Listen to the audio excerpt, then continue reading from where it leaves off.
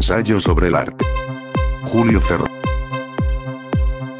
La ocupación por poder expresar mis vivencias dentro del arte y especialmente en la pintura, tanto en el ámbito psicológico como lo son las sensaciones, expresiones, teorías e incluso impresiones del consciente y el subconsciente, así como en estudios de los sismos, épocas o el desarrollo de corrientes y expresiones nuevas para con ello poder conformar y desarrollar aún en poca medida las bases de un estilo que se inicia en las dos últimas décadas del siglo XX. En este ensayo se fija la tarea de descubrir la relación que existe entre hombre, cultura y arte que se desenvuelve en el más elemental conocimiento de la materia, sin más maestro que el riesgo, el interés propio y el móvil de escudriñar cada uno de los elementos capítulos en la personalidad de un individuo, mostrarlo como centro y perímetro de la sociedad, creador de satisfactores para sí y exponente de una cultura en desarrollo. Es así que no trato de implantar una línea a seguir, sino al contrario, de mostrar una forma particular de desarrollo y desenvolver un trabajo para la reflexión sobre las diversas y numerosas expresiones como esta, que coexisten en el ámbito artístico. El hombre y el arte. Influencias del arte en el hombre. Descubrir la belleza de horizontes nuevos y desconocidos que inciten a una incansable lucha por obtener la máxima expresión de pureza que existe dentro de la esencia del ser humano es solo una de las muchas finalidades del arte que educa y sensibiliza al alma, refina y enaltece el cuerpo. El arte ayuda al autoconocimiento y al entendimiento con las demás personas, limita las malas costumbres y propicia el desarrollo sociocultural del individuo que lo estudia y lo practica. Impulsa de gran manera la creatividad y otorga alas a la imaginación. Abre caminos a diversos conocimientos de materias distintas y promueve el ensanchamiento hacia rutas estéticas. Desde la época de la prehistoria hasta nuestros días, el hombre se ha preocupado por representar sus sentimientos de un mundo que lo rodea y lo asombra. Es desde entonces que el arte ocupa un lugar importante en el trayecto de la humanidad, proyectándose como el medio para poder demostrar su capacidad de aprecio a la belleza que lo circunda. Expresarlo le ha sido fácil, en cambio entenderse no lo es, pues la evolución del conocimiento es un proceso lento y difícil, ya que no todos los hombres realizan constantemente sus expresiones, ya que abandonan las empresas destinadas a esto y con ello limitan la evolución natural de su universo, provocando que en toda su esencia personal y en su contexto de vida no pueda funcionar o vayamos más adelante. Por su no integración no logra la armonía del conjunto, por la falta de funcionalidad de su unidad más simple, mirando al cosmos como el todo y a él como la unidad misma. Un universo tangente es aquel que podemos percibir con nuestro sentido, que abarca incluso las cosas más inimaginables y que nosotros no queremos o no podemos darnos cuenta de su manifestación y su magnificencia. Asimismo, es el arte un medio para que el hombre pueda comprender desde el lado estético su posición ante la naturaleza creadora de todas las cosas y su yo metafísico.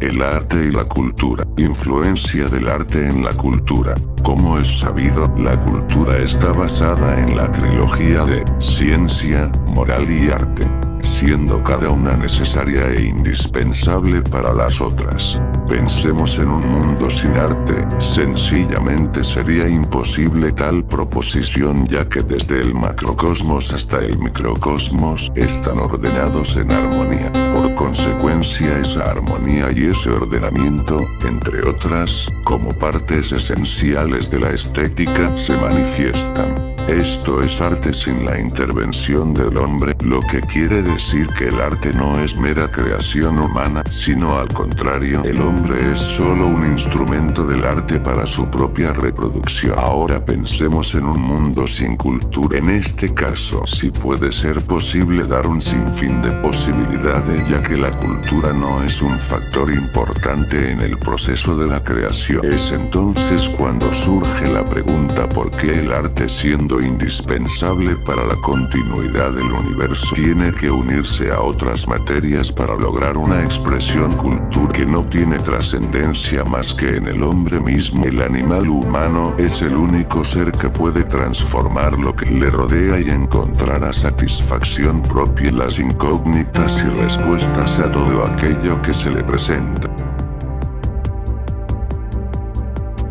El hombre es sin duda el máximo representante en organización y transformación de las cosas y utiliza los medios o elementos necesarios para llevar a cabo sus objetivos. Uno de los objetivos del hombre es la sociedad y su armonía, desde el núcleo familiar hasta la conformación de las naciones, pero llega a resultar utópico, ya que desgraciadamente sus teorías no llegan a ser fecundadas por la constante rivalidad de la política, el clero o la economía, que llegan a mentes impuras y que éstas aprovechan la oportunidad de opresión sobre las clases marginadas, que en su necesidad e ignorancia en la mayoría de los casos ni siquiera llegan a percatarse de que son objeto de manejo sin escrúpulo. En cambio, el arte no ofrece este tipo de actividades bochornosas, sino que le ofrece un camino más agradable de subsistencia, ya que produce en el ser humano el conocimiento suficiente para poder mantenerlo en completa satisfacción en la relación que existe entre la creación y la humanidad. Una cultura al carecer de arte es una cultura pobre, opaca e incompleta, sin posibilidad de superación y sin el medio para realizarse completamente. Sería una sociedad que brotaría de lo más podrido de su autoconformación. Sería aquella que no sufre por sentimentalismos absurdos, aquella que disfruta de su egolatría distorsionada y se revela ante cualquier propuesta. Una cultura sin arte sería la madre de la casta superior, aquellos que no llegaran, pero que los veo como una promesa del destino psicosocial de la población. Los come cucaracha, los come mierda. Arte y cultura en decadencia. Abordaré el arte en decadencia mediante una expresión determinada que llamaremos anti-arte, representante de obras con una formidable aceptación por parte de núcleos de personas que carecen de educación estética. Son estas obras las que se realizan en una sola sección, se realizan impacientes al primer contacto con la superficie, sin buscar, sin encontrar relación de la concepción y el espacio, sin estudio formal en la composición, sino que al contrario intenta equilibrarse sobre la marcha, logrando en casos un buen trabajo y en otros un caos tremendo, provocando una repulsión rotunda. No interesa una selección de color, sino al contrario, se emplea el más acorde para identificar a primera instancia lo que se requiere representar. Son obras donde se plasman imágenes sugestivas para el espectador, pero sin aportación sentimental en la mayoría, irreales y nacidas en un momento de trabajo sin expresión artística. Todo esto nos puede envolver como a los núcleos anteriores con la mascarada del impresionismo por su ejecución o con el surrealismo por su concepción, pero haciendo un análisis profundo encontraremos que carecen de las bases filosóficas de cada uno de los ismos. Existen infinidad de estas obras que son producidas como si fueran rosetas de maíz calentadas por la impaciencia y la necesidad o la necedad del artista, que en desviación o desvarío mental refleja su ignorancia del verdadero concepto del arte. Si el artista en algunos casos es inepto para comprender el arte, cuanto más lo serán individuos que no pertenecen al círculo. Es reprobable la conducta del hombre que no tiene conciencia del valor de las cosas importantes para el desarrollo de la humanidad y no intenta nada por evitarlo o mejorar. El arte no se prostituye ni se produce como si fuera un artículo efímero, y aún más es inaccesible a personalidades que no valoran la trascendencia trascendencia de las obras. Es por eso que tales conceptos degradan y llevan a la decadencia a la cultura, el arte y al hombre mismo. Con respecto a la cultura en decadencia, solo agregaré la impresión que tengo de haber convivido con tales personalidades en las 2 últimas décadas del siglo XX. Es sumamente triste la situación en que se encuentra el pensamiento de muchos jóvenes entre todas las clases sociales de mi nación que no tiene aspiraciones por mejorar a su país. Están invadidos por un materialismo utópico que implanta la falta de economía para adquirir productos superfluos para su supervivencia. No tienen confianza en los valores nacionales y mucho menos en las realizaciones personales de su pueblo. Se refugian en actividades poco productivas para el desarrollo sociocultural y por consiguiente fomentan la mala imagen en el extranjero, pura autodestrucción y lo que es peor aún, una automatización fácil de manejar por mentes corruptas que aprovechándose de esta desorientación limitan y vulgarizan los valores que tanto unos como otros han ocasionado que vayan disminuyendo y tiendan a desaparecer. Lo malo es que después de haberlo ocasionado se muestran inconformes e incluso ofendidos por la situación moral que ellos mismos profesan. La mala orientación que se dan unos a otros es tomada como grito de guerra. Las pláticas de café y sobremesa es lo que consideran como corriente filosófica y sus vanas aventuras carnales son su grandiosa aportación a la humanidad. Obviamente también existen aquellos a los cuales se les componen odas e himnos que en otra ocasión atenderemos. Quiero agregar un pensamiento que antes de caer en el amarillismo refleje un pesar por la situación actual. Pobre país mío, esta es la gente que te dará sus frutos en el futuro. Estas son las generaciones que determinarán por llevarte a la hoguera. Esta es la ideología que está sepultando la grandeza de tus antepasados. Estos son tus hijos que ya no creen en ti, hermoso país, de clases bajas impotentes y de grandes gobernantes sedientos de poder. Desgraciada tierra de viciosos y perezosos, maldita patria que asesina a sus hijos y enerva las virtudes de extraños. Maldita nación donde salir del fango es poner la espalda al pared.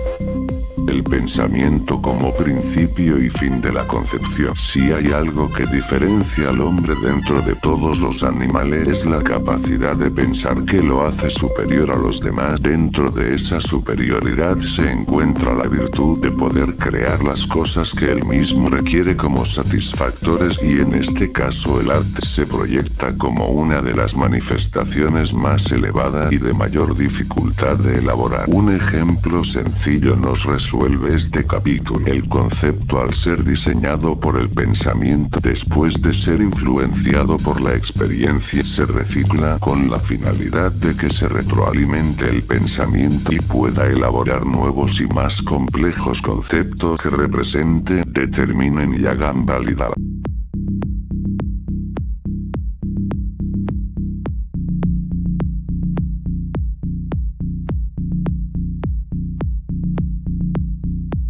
el subconsciente como fuente de inspiración. Abordaremos este tema primeramente con un experimento mental en el cual trataremos de adentrarnos en el subconsciente, bloqueando el consciente que surge como intermediario para nuestro objetivo. Intentaremos el encubrimiento de la realidad material por medio de la imaginación alterada. Tengamos en cuenta que la concentración, el no dormir o no comer, la falta de salud o las drogas provocan que nuestro cerebro trabaje con más agudeza y en casos con más agilidad. El cerebro al trabajar más requerirá de duplicar la agudeza y modificará a su gusto el elemento que lo altere. La falta de elementos necesarios o la influencia de alguno ajeno al cuerpo humano provoca un desequilibrio notable de la realidad. El hombre no sabe cuándo está dentro de una realidad total y cuándo en el campo de la imaginación.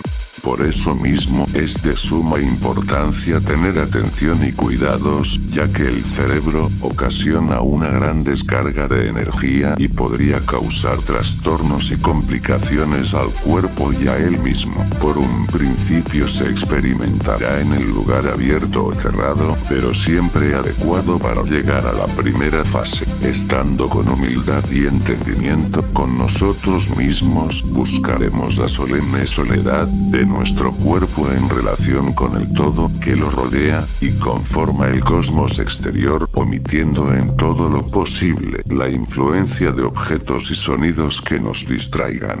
La concentración, segunda fase del experimento a seguir.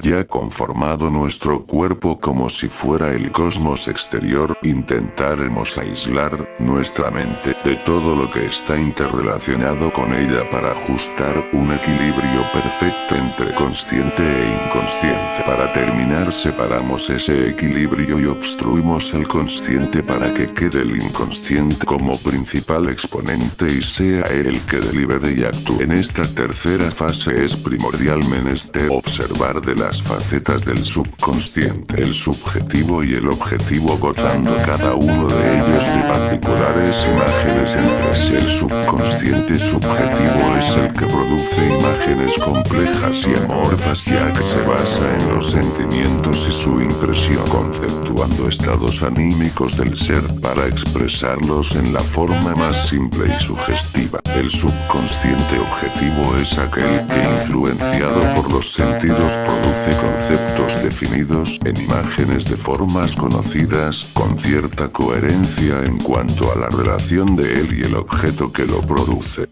El subconsciente es un excelente productor de imágenes y una inagotable fuente de inspiración, ya que en él se pueden hacer un sinfín de combinaciones entre algún elemento y otro, infinidad de variantes en la forma y todas aquellas ilusiones que nos pueda producir la interacción de un concepto. El inconsciente, por relacionar objetos y producir imágenes, aun siendo estas absurdas, irreales o imposibles, es más completo y fecundo que el consciente, que no puede tener a su entera disposición los elementos que se le presentan. El inconsciente produce armonías de imágenes que en algunos casos no tienen razón de ser, pero gozan de gran expresión sensorial, careciendo de una forma específica que lo defina.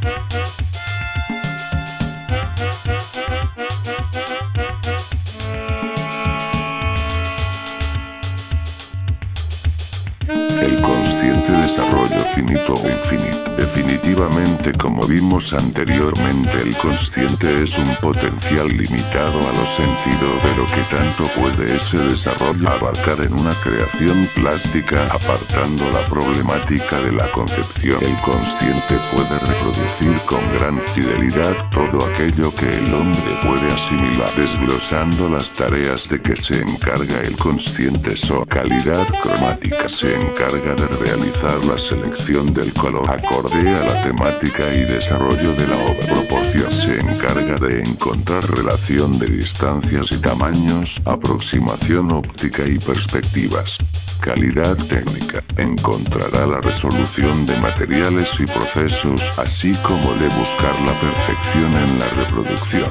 Equilibrio: se encarga de la asignación de espacios relativos en el plano total, la búsqueda de armonía en la determinación de volúmenes y masas que proyecten el relieve o los planos deseados. Así se llega a la conclusión de que el consciente se desarrollará tan infinitamente como sea capaz. Es el responsable de combinar las actividades de que se vale el cerebro para usar, disponer o para producir una imagen de la cual ya existen millones de realidades que desgraciadamente no todos pueden percibir.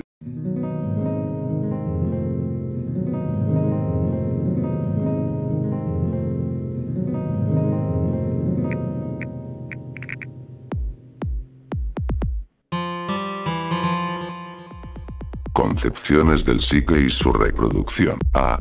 Para lograr una reproducción del psique es necesario exponer algunos puntos, los cuales se irán intercalando, para ofrecernos una idea clara de lo complejo que resulta ser una imagen de esta índole. B. La concepción mental mediante determinadas influencias. C. Selección y refinamiento del concepto. D. Plasmar la concepción sobre alguna superficie. E. Realizar un estudio meticuloso sobre la concepción plasmada. F. Realizar un trabajo satisfactorio que supere la calidad, el detalle y volumen al inciso G, sin perder en cada uno de los pasos la impresión que causa el sentimiento en la concepción. En el inciso A, de primera instancia, existe el estímulo que provoca algún elemento ajeno, el cual por medio de sus características y cualidades nos proyecta algún sentimiento, ya sea este agradable o no a nuestro parecer, pero siempre dejando huella latente en nuestro psique. De la impresión de este elemento se despliega un análisis compendiado de compilaciones anteriores. Brota como primera característica que, unida a dos más, la fijación y la disposición, resulta la concepción pura, de la cual, como se proyecta en este instante, sufriría infinidad de variantes antes de ser reproducida.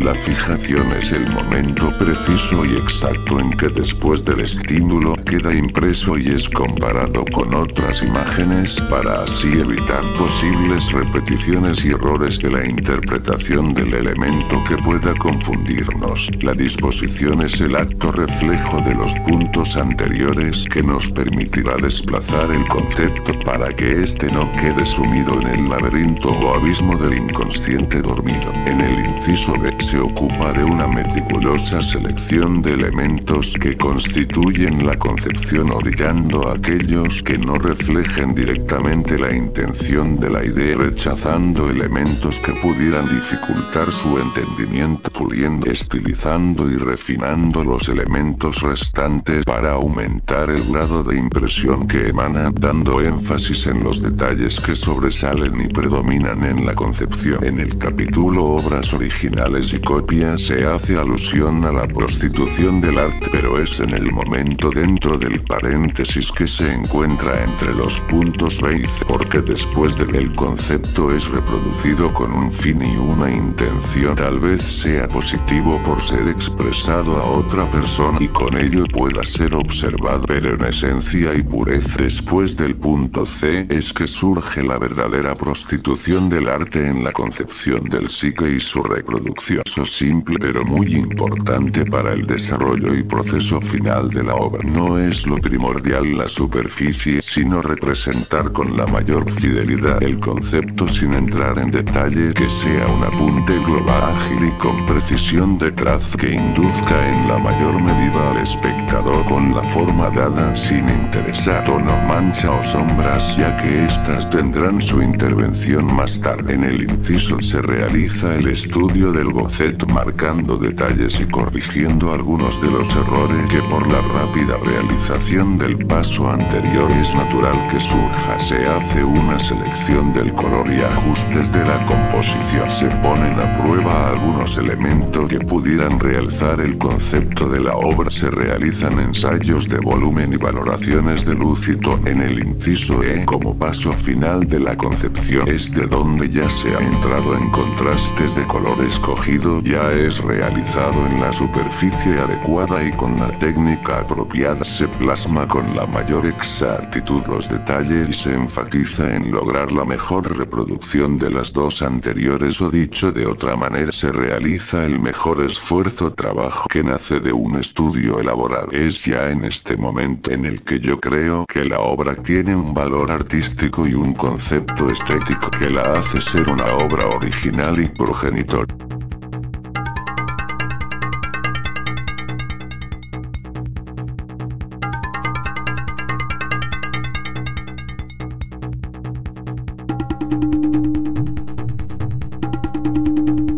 La cultura y el hombre, expresiones en estatus sociocultural. Las clases sociales no solamente están separadas por pensamiento y normas comunes para cada clase, sino que también por expresiones artísticas ligadas íntimamente a cada bloque cultural. Antes de adentrarnos en las respectivas expresiones, definamos cada clase. A mi parecer solo existen dos grupos en la sociedad: los que ordenan y los que obedecen, siendo la posición de los primeros la de desarrollar un sinfín de actividades en las cuales se acoplen, se desenvuelvan y se aten a estas actividades las personas del segundo grupo, para que éstas al obedecer forjen una cadena de la cual con muy pocas oportunidades podrán deshacerse de ella, y porque también disfrutando de los respectivos privilegios que les acarrea. Una de las principales restricciones del segundo grupo es la libertad, ya que es tan difícil de obtener o en el último de los casos llegar a conocerla. Vamos a exponer un caso.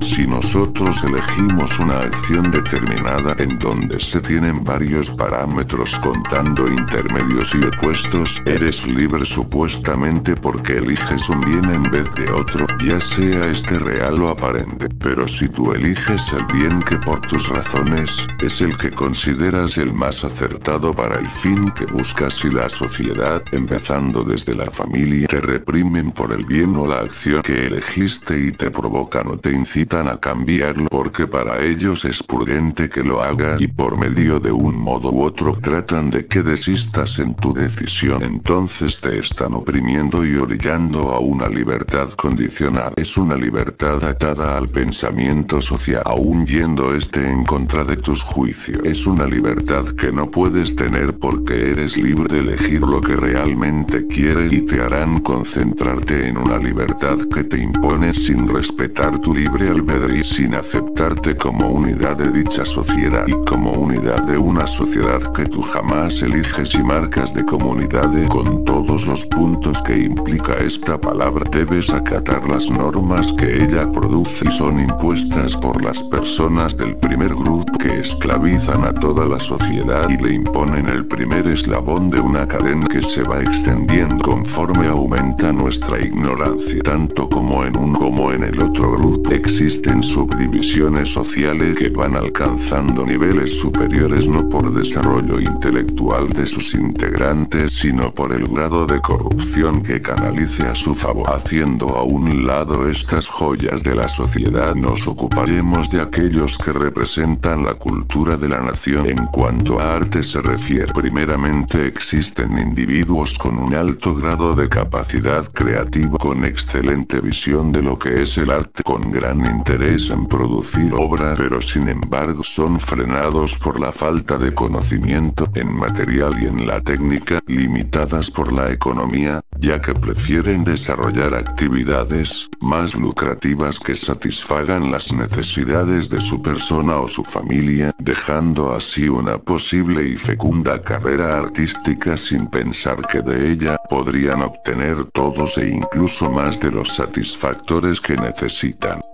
Existen otros de igual o mayor capacidad que producen importantes trabajos pero no son apoyados y su moral se viene abajo. Sus obras son vendidas a precios ridículos o a veces quedan hundidas en la penumbra de un cuarto oscuro, sin jamás ser exhibidas al público en general, impidiendo de esta forma que se cierre el círculo comunicación de la cultura. Entre otros destacan los que presentan trabajos de un gran valor económico. Tómese en cuenta económico y no estético, que es lo peor. Digo de un gran valor económico por lo que vale es el material que el pseudo pintor paga a precios altísimos y por tal razón creen producir obras de arte. Y por último aquellos que no les interesa en lo más mínimo la conservación o el paradero de sus obras, ya que están tan ocupados en los conceptos que lo de menos importancia es la preocupación por realizarlas. Si estas personas dedicarán su tiempo, creatividad, capacidad, el arte, estoy seguro que aportarían un caudal de conocimiento que en muchos casos se pierde en el intento, y no solo en el arte, sino que en cualquier rama del saber humano se pierde el conocimiento por faltas que midiéndolas en parámetros quedarían muy inferiores a la magnitud de ayuda que significa dicho conocimiento. Las clases dominantes tienen acceso al conocimiento pero no lo aprovechan. Con tal actitud limitan su desarrollo. Tanto como en uno como en el otro grupo albergan personalidades que tienen conciencia de ello e intentan superarlo, pero es tal el arrastre de multitudes ignorantes que no los dejan sobresalir como es debido y lo requiere la historia. Para un avance natural y constante es necesario una entrega total con la materia que resulta ser en extremo compleja, así como todas las artes requieren que el individuo se concentre en cada uno de los conocimientos y unidos todos nos dan una base para poder lograr una corriente o en su defecto una forma particular de expresión que unida a otras tantas nos reflejan la cultura de la cual son base en su momento. Existiendo el conocimiento de poder comprender el arte en cualquier clase social, porque el acceso a él es solamente elitista.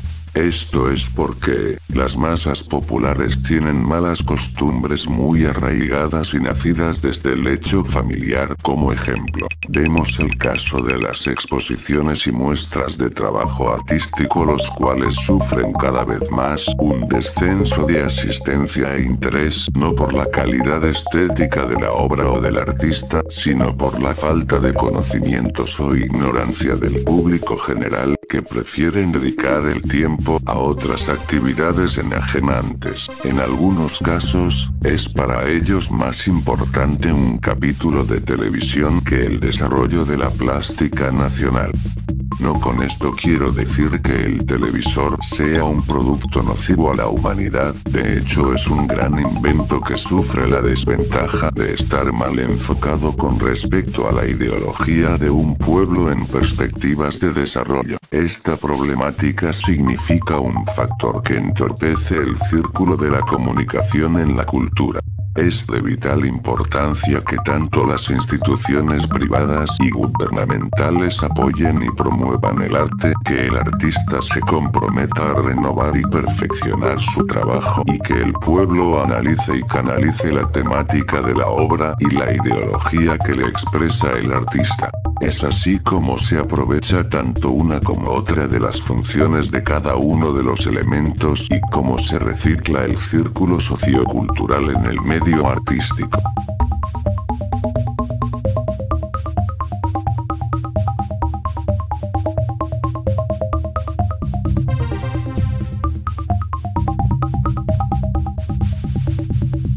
Obras originales y copias. Nos referimos en este caso no a la ridícula reproducción de una obra donde se copia sin lograrlo hasta el más mínimo detalle, dando a la copia un cierto valor estético, pero solo en cuestión técnica. Pero en el caso de cuando la reproducción no inquiere en la perfección y la realización exacta, milimétrica, de tono en el color e incluso en la espontánea protuberancia del surco de pintura que acusa el pincel sobre la tela, nos presenta una obra que antes de producirnos un placer visual, ofende nuestro gusto por el valor artístico. Se habla que cuando una obra es vendida con fines de un profundo interés lucrativo, que cuando son obras producidas con la finalidad de obtener un mayor ingreso económico y no alcanzar un nivel más elevado en la expresión plástica, el arte se está prostituyendo, pero me atrevo a afirmar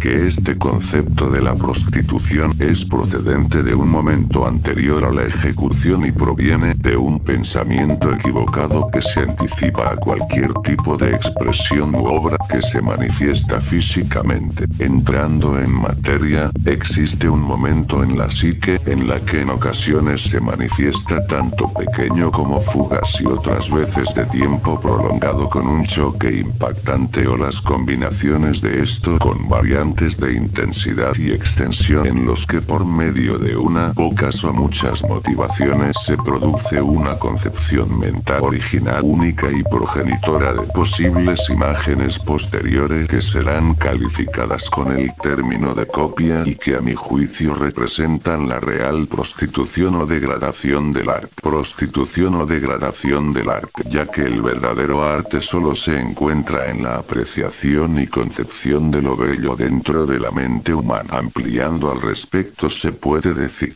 que el arte nace de las experiencias impresas dentro de la psique, que una concepción original es aquella que ha nacido de un profundo análisis de forma, diseño, de composición y armonía entre los elementos, de un rebuscar en escalas mentales de color, desde luego encontrando la más adecuada para su perfecta idealización. Y como parte esencial e imprescindible para tal concepción el sublime éxtasis de la motivación hacia lo bello, el sutil momento de la inspiración, la consciencia del conocimiento y la plenitud que otorga el entendimiento entre el cuerpo y la energía que alberga, agregando una completa disposición ante la aceptación del elemento que nos motiva, lo cual todo en conjunto nos llevará a percibir, como lo llamamos con anterioridad, concepción progenitora, que podrá darnos una opción tanto para alimentar el archivo mental como para reproducirla en algún tipo de obra. 14. Teniendo un criterio profundo, desde el momento anterior planteado se puede hablar de prostitución, ya que al reproducir la idea en cualquier tipo de manifestación, nuestro pensamiento se exterioriza mostrándose y quedando abierta a cualquier posibilidad de uso por parte de un tercero. Si somos estrictos, incluso antes de ser exteriorizada la idea hay prostitución del arte, al tiempo en que nosotros mismos buscamos el poder reutilizar la impresión de la psique en algún concepto, reproduciendo de manera artificial a base de datos archivados en la mente el momento en que fue cargada la psique con algún estímulo. Esto, al no tener la misma intensidad del original, lo lleva a una modificación que se altera más conforme pasa el tiempo, dando como resultado un tipo de idea copia que carece de la emoción primigenia que la engendra. Que una obra original es aquella donde las experiencias de la psique se han respetado en lo máximo posible, agregando la disposición que aportan el contacto con los materiales, que ya sean texturas, sonidos o sabores, la intensidad de luz u obscuridad que conjugados responden ante un impulso creador para ser materializado. Una copia es aquella que surge de reproducción de una obra progenitora en la cual se trata de lograr en cierta medida la misma impresión estética del original, la cual resulta infecunda ya que está aún teniendo todas las propiedades técnicas, y que el parecido sea asombroso en forma, color y realización carece de las cualidades sensoriales del psique que se traducen como falta de expresividad y vida, siendo obras grotescas sin más móvil estético que el ser el acto reflejo del impacto que produce una obra artística.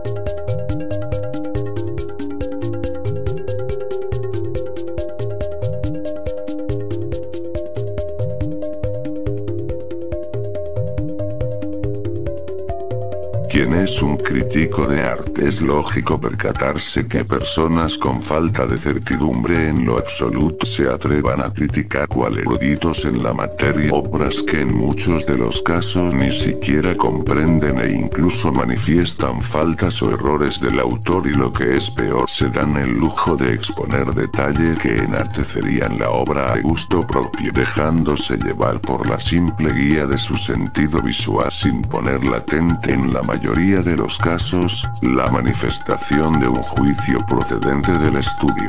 Y en el caso de su antónimo es de más apreciación la crítica severa que la alabanza, ya que ésta solo nos causa limitaciones y enajena al ego. Es en este momento cuando surge la pregunta: ¿quién es un crítico de arte? es aquel que se ha tomado la libertad de estudiar las épocas y culturas, las expresiones y las formas, los ismos y los individuos, que en ilustre cadena han conformado la historia de la humanidad. Es el que goza y degusta, en sentido figurado, del placer de crear, observar o compenetrar de alguna forma con alguna obra estética.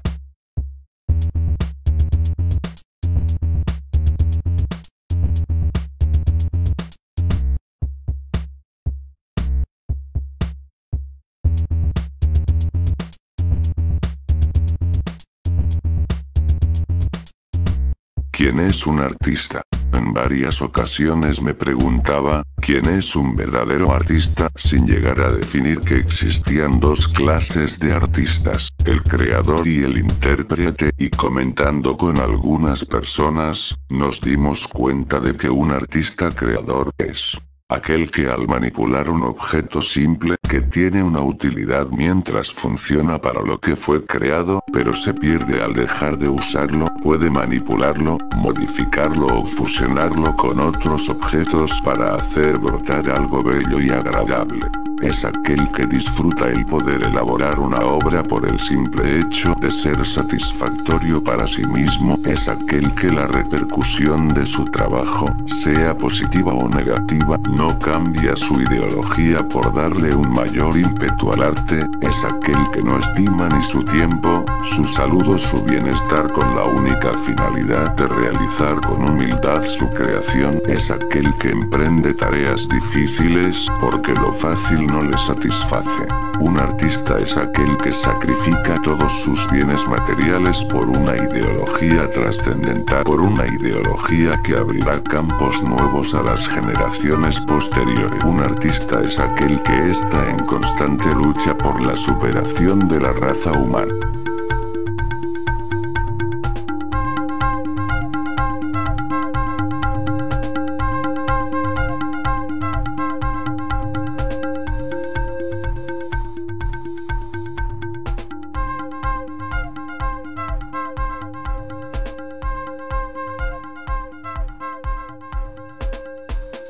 ¿Qué es el arte? A todo esto de obras, artistas y críticos resalta la incógnita que es el arte. Ya antes mencionamos algunos postulados que enmarcan que la cultura es un proceso social evolutivo que tiene sus bases en tres pilares. La ciencia, como aquello que atrae a nuestro interés, circunstancias donde el individuo se llenará de experiencias que lo llenan de conocimientos y que obviamente le dará un mayor aprendizaje. Es aquí donde el hombre se impregna física, mental y emocionalmente del cosmos que lo circunda. La ciencia se ocupa de las experiencias, representa el conocimiento y es estudiada por la lógica. La moral, como aquella que atañe a la cualidad humana de reconocer la condición positiva o negativa de una acción o un pensamiento, apoyándose en el equilibrio natural de las cosas con objeto de encontrar la justa actitud del hombre para sí y para su prójimo. La moral se ocupa de la evaluación de los conocimientos que otorga a la ciencia, representa la meditación y es estudiada por la ética. El arte, como la actitud del hombre que manifiesta su pensamiento en base a la experiencia adquirida, meditando evaluaciones para expresar conceptos u objetos, constituidos por elementos diversos para su perpetuación. El arte se ocupa de las obras, representa la expresión y es estudiado por la estética. Agreguemos algunos postulados que nos amplíen el concepto. Arte. Método, conjunto de reglas para hacer bien una cosa. Arte, conjunto de reglas de una profesión. Digamos mejor que el arte es el uso del entendimiento para realizar una concepción mental. Esto nos lleva a meditar que toda creación humana es arte. Definamos entonces que el arte sufre tantas ramificaciones como la de un árbol. Pensemos que el tronco arte se subdivide en varios tipos de expresiones como artes aplicadas, aquellas las actividades creativas en base a una metodología lógica o científica que son de consumo y por lo tanto efímera. Todos sabemos que para preparar un pastel se requiere del conocimiento de ingrediente, cocción e incluso de la decoración final, y sin titubear alguno diría que su elaboración es todo un arte culinario. Esta expresión no está fuera de lugar, ya que el fabricarlo incluye todos los elementos de la cultura como para clasificarlo de arte, pero por ser este de consumo se pierde en el momento de ser usado. Son otro caso dentro de las aplicadas, donde toda la metodología somática es llevada a una cúspide para inmediatamente desaparecer. En este arte se incluyen todas las actividades físicas como los juegos o el deporte. También se incluyen en las aplicadas las artes mecánicas, como aquellas donde implican la utilización de máquinas, herramientas y procesos que respetan a la industria para ser fabricadas, como una cajetilla de cerillos o un encendedor de gas. Por último, las artesanías, como aquellas a las que de acuerdo a una tradición se elaboran en forma sistemática y con pocas variantes entre sí. Artes liberales, aquellas actividades que requieren el ejercicio de la inteligencia en procesos que nos libran de prejuicios, dogmas o ideas que nos subyugan. Son las artes que, como su nombre lo dice, nos liberan de conceptos arraigados de un mundo impregnado de dualidades en lo físico o material, e incluso artes bellas, aquellas que expresan simbólicamente mediante diferentes materiales un aspecto de la realidad, entendida estéticamente. Son de servicio y de una vida útil prolongada. Aquí existen varias ramificaciones más, como lo son las artes puras, literarias, verso, prosa, narrativa, acústicas, canto, música y danza, plásticas, arquitectura, pintura, escultura. Las artes mixtas, aquellas donde se combinan las artes puras como la ópera, el teatro, el cine y la televisión. Hasta este momento, de alguna forma somera, hemos esquematizado las actividades que conforman la familia del arte. Pensemos que de aquí en adelante, cada una de estas actividades se ramificarán en sus respectivas especialidades que contarán con características propias. Enfoquémonos hacia las particularidades de la pintura y definamos algunos conceptos que es menester memorizar para poder interrelacionarlos. Época. Tiempo determinado en el que se encuadran varios ismos que son representativos y tienen algo en común en un tiempo determinado, como prehistoria, griega y contemporánea. Impresionismo o cubismo. Corriente. Ramificación de especialidades de cada ismo, como cubismo, analítico, objetivo o sintético. Estilo. Forma muy particular de expresión de cada uno de los artistas, como son Picasso, Braque o Rivera. El arte es entonces una función imprescindible dentro del desarrollo del individuo y la sociedad. Es la actividad del hombre que representa por uno u otro medio el aprendizaje que ha podido experimentar a lo largo de su vida, pasando por una meditación que evoca lo más sublime de su existencia mismo. Conjunto de conocimientos, obras y trabajos que representan un período característico que encierra la actividad de varias personas con un fin similar, como son romanticismo, impresionismo o cubismo. Corriente. Ramificación de especialidades de cada ismo, como cubismo, analítico, objetivo o sintético. Estilo. Forma muy particular de expresión de cada uno de los artistas, como son Picasso, Braque o Rivera. El arte es entonces una función imprescindible dentro del desarrollo del individuo y la sociedad. Es la actividad del hombre que representa por uno u otro medio el aprendizaje que ha podido experimentar a lo largo de su vida, pasando por una meditación que evoca lo más sublime de su existencia. Pero en la fusión de la pintura que avanza hacia la escultura es distinto, ya que en este caso el estado de la materia tiene que pasar de líquido o fluido a un estado estado sólido, lo cual implica un grado de dificultad mayor. Con esto no digo que la obra de Siqueiros sea inferior o esté mal, sino al contrario, si el maestro siguiera con vida seguramente hubiera llegado a estas mismas conclusiones. Muchas culturas antiguas como Egipto y las culturas de Mesoamérica ya habían realizado esculturas pintadas, que no implica más problemática que relacionar acordemente el cromatismo con respecto al volumen o la intención de la obra. En cambio, realizar a base de capas de pintura una escultura, dar forma a un elemento líquido y que esa forma adquiera un estado sólido, se complica hacia una atención especial, ya que se necesita un lapso de tiempo determinado para el cambio de estado en el material que el lector ya juzgará posteriormente. Pensemos en el espesor de una capa de pintura, medio milímetro, 1 milímetro, supongamos que es en exceso pastosa, 2 medio milímetros, 1 centímetro, es más 3 centímetros, bueno, eso no es nuevo, estoy seguro que tanto tu lector como yo habremos visto empastes muy protuberantes.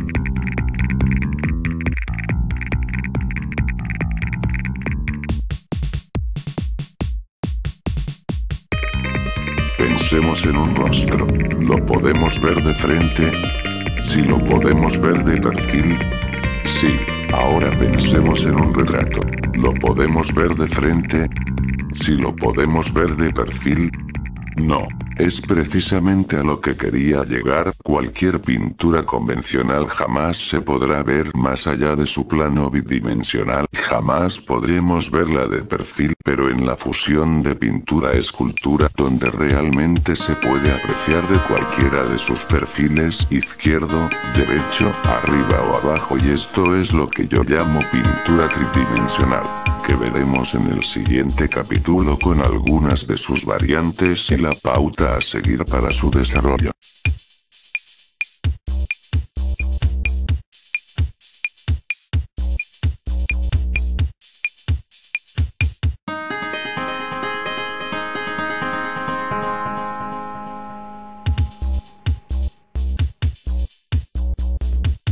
Tridimensionalismo experimental. Como se mencionó anteriormente, este ismo tiene varias peculiaridades que trataré de explicar, a manera de que mis palabras reflejen aún en poca medida la imagen a la que me refiero y encontrar también, ¿por qué no?, algunos de sus inconvenientes. Por principio me gustaría decir que este ismo me parece nuevo, ya que en toda la historia del arte no se ha presentado un trabajo de esta naturaleza o de características similares. Se han realizado empastes, collages, relieves en madera y metales, incluso algo de lo más reciente, el arte objeto, que más se asemeja a la escenografía que a las propiedades de la pintura. Todo esto sin olvidar la tercera dimensión en un plano, quedando los hologramas.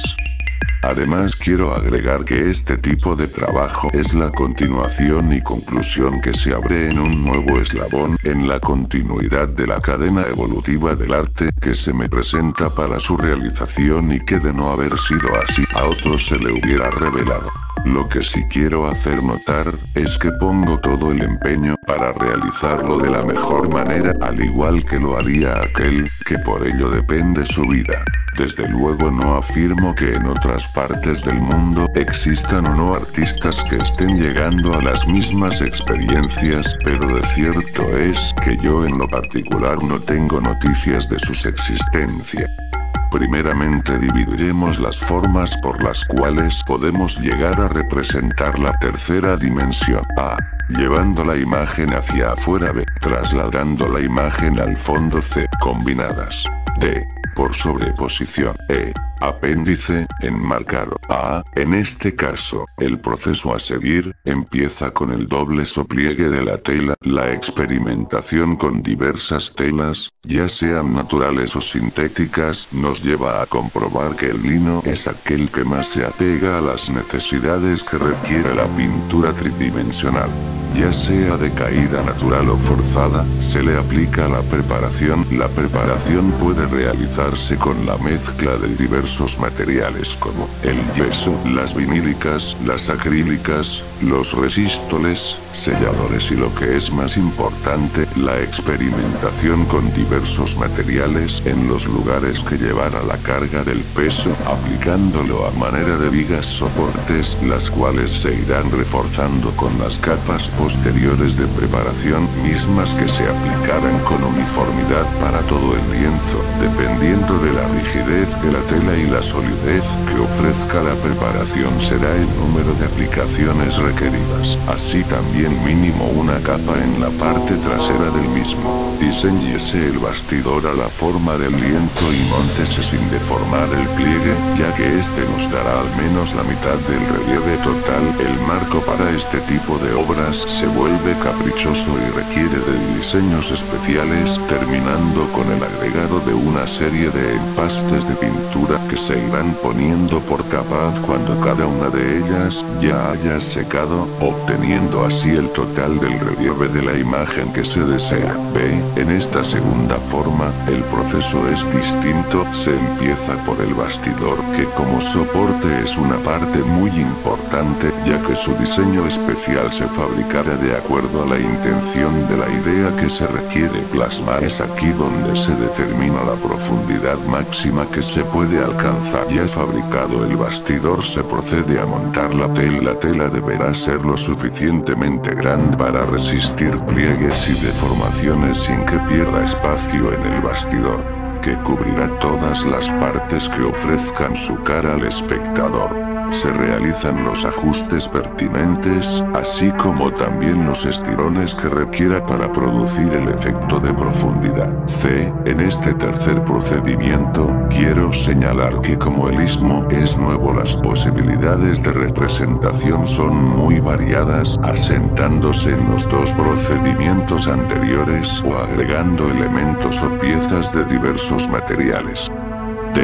Cuarto y último procedimiento, este proceso no es nuevo y se usa normalmente con papel, cartulinas o madera, que consiste en sobreponer o encimar la tela y así conseguir tener dos o más planos distintos, de las cuales puede haber algunas que ofrecen transparencias u otras de grano grueso y cerrado, a las cuales les será necesario realizar algunos cortes. Téngase siempre presente que se montará sin excepción aquella parte de la tela que vaya a quedar de intermedio entre las otras, aplicándole su debida preparación. A continuación la parte de atrás y procurando imprimir y cortar antes de su montaje la parte delantera, concluyendo con el motivo y detalles que implique la obra. El enmarcado en la obra tridimensional se maneja de dos formas. Para los dos primeros casos, así como para el cuarto, requieren de un marco especial de acuerdo a la temática y posibilidades que ofrezca la obra. Obviamente el artista es el más indicado para hacerlo, ya que conoce los puntos principales de apoyo en donde montarlo. También lo es para resolverlo acorde al equilibrio estético que requiere su trabajo, ya que un marco convencional por principio no encajaría en medidas de profundidad y en algunos casos el pliegue de la tela imposibilita el acceso en las dimensiones convencionales de alto por ancho. Para el caso del tercer procedimiento, lo más conveniente en muchos de los aspectos es que la tela que se está empleando como soporte para la pintura se utilice también para su enmarcar. Estoy seguro que aquel que practique esta opción encontrará en ella un soporte más para darle a su obra un muy singular aspecto tridimensional que lo lleve a realizar con óptimos fines su labor artística. Como agregamos al principio, quisiera citar algunos inconvenientes que implica la pintura tridimensional. Primero, la enorme cantidad de materiales que implica dar relieve, cubrir profundidades, plegar o imprimir la tela. Segundo, distorsión de ángulos ópticos. Tercero, sobrepeso. Cuarto, enmarcado especial. Quinto, embalaje especial.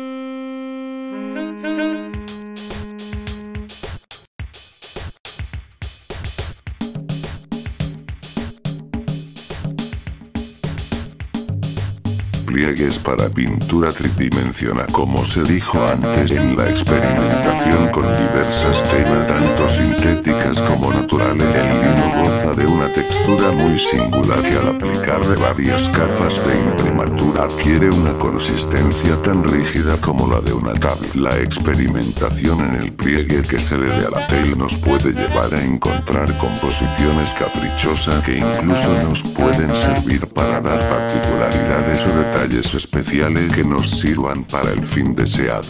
Téngase en cuenta que el agregarle una cantidad de arena cal o yeso proporcional al medio con que se vaya a imprimir, también el uso de algún resistol como el blanco de carpintero puede darle una mayor resistencia, aunque la lámina metálica también puede ser utilizar su particular textura y el rechazo que ésta ofrece a la pintura no son convenientes ya que tiende a resbalar y es más difícil su aplicación. Por eso este tipo de soporte se ha suprimido sin que quede excluido en un futuro para ser utilizada. Asimismo, todas aquellas telas a base de nylon pueden ser utilizadas aprovechando que al quemarse las fibras se derriten y se unen por medio de fusión al calor, efecto que puede aprovecharse para provocar orificios si así lo desea el autor en alguna obra especial.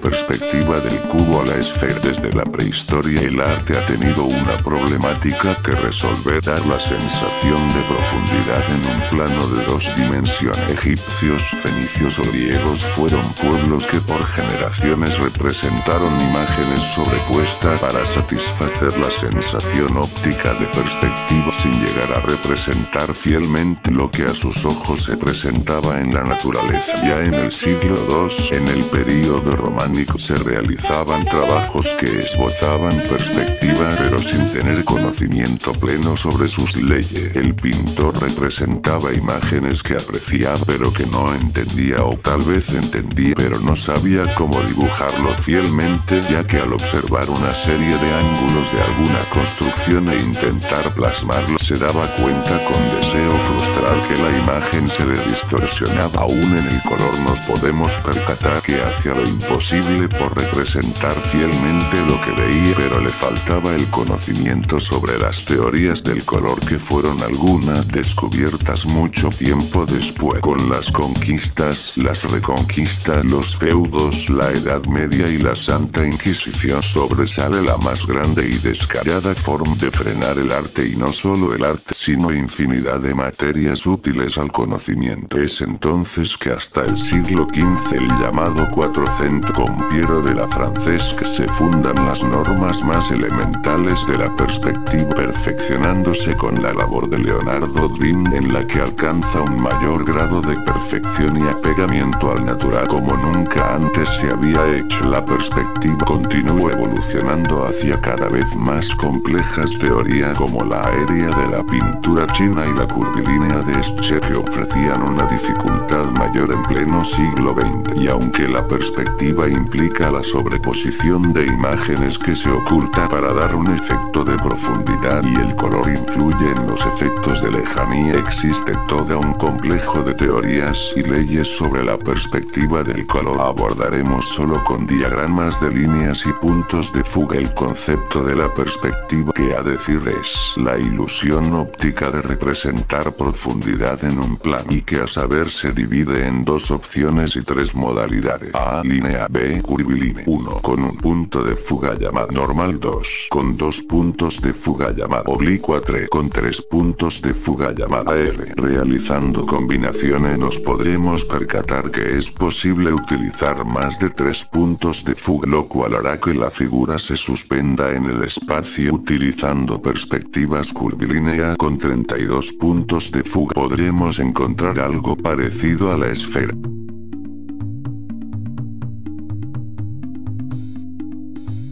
sonido del color. Este tema está basado en un test que estuve aplicando a personas de distintas profesiones donde la mayoría de ellos fueron pintores y músicos, sin olvidar a aquellos que tienen como profesión la psicología y la pedagogía, llegando a conclusiones rotundas sobre el sonido que corresponde a cada color. Los colores sometidos a prueba fueron los colores primarios, que a saber son el rojo, el amarillo y el azul. También por deducción se le asignó un sonido a los colores secundarios como el verde y el naranja, quedando excluido el morado por la razón que el sonido con que se les relacionó fueron las vocales del idioma español, es decir la A, la I, la U, la O y la E respectivamente. Para el morado o violeta su sonido es un diptongo A o un sonido continuo entre las dos vocales, esto porque cada una de las vocales indica un tipo de sonido relacionado a un tipo de emoción que se expresan espontáneamente. Estas emociones responden a un concepto preestablecido de una forma casi automática, pero aquí lo que abordaremos es el uso del sonido del color para producir obras plásticas que sirven de partitura musical para armonizar a un grupo de vocalistas. Esto es que usaremos las imágenes gráficas como sustitutos de notas musicales, donde dependiendo del tamaño de la gráfica será la intensidad del volumen traducida en 3 escalas: más 1, 1, menos 1. La ubicación en la altura del diagrama corresponde al tono, traducida en 3 fases: bajo, medio y alto. Los intervalos de espacio representan el tiempo sonoro, apoyándose en una gráfica alterna en color negro, los cuales darán periodos de fracciones de segundo. El ritmo resulta de la interrelación de cada uno de los valores de todas las figuras geométricas. Con los elementos presentados ilustramos una pequeña sinfonía para 4 colores y por consiguiente para 4 voces: 2 sopranos, 1 contralto y 2 tenores, 1 barítono, en 4 movimientos. Escrito realizado en 1983 en la Ciudad de México.